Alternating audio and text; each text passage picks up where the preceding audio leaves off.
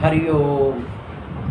आनंद सांडिल्य के YouTube channel पर सभी दर्शकों का स्वागत है। आज मंगल के विषय में बताया जाएगा। काफ़ी भ्रांतियाँ फैली हुई हैं कि यदि मांगलिक लड़का है तो उसका विवाह तुलसी के साथ करा दिया जाए, और यदि लड़की मांगलिक है तो उसका वर्ण के साथ, विष्णु भगवान के साथ, ठाकुर जियों के साथ उनका विवाह करा दिया जाए। लेकिन सबसे पहले तो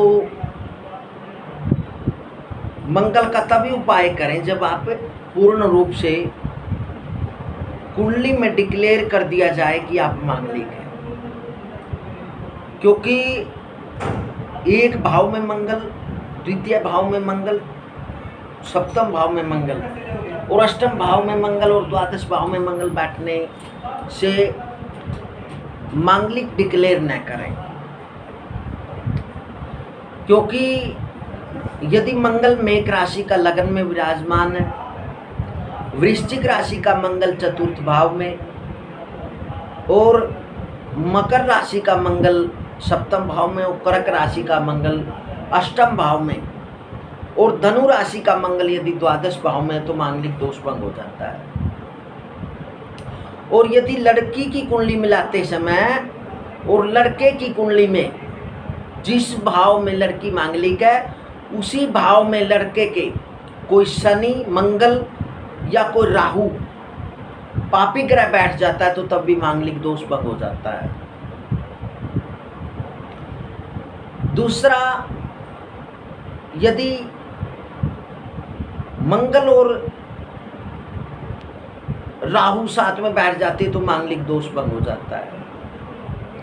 यदि द्वितीय भाव के अंदर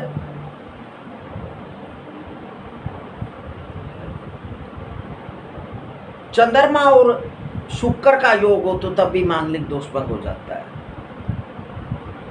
और यदि बृहस्पति मंगल के साथ बैठा तो तब भी मांगलिक दोष भंग हो जाता है। यदि बृहस्पति की दृष्टि मंगल पर पड़ती है तो तभी मांगलिक दोष भंग हो जाता है। यदि केंद्र और त्रिकोण भाव में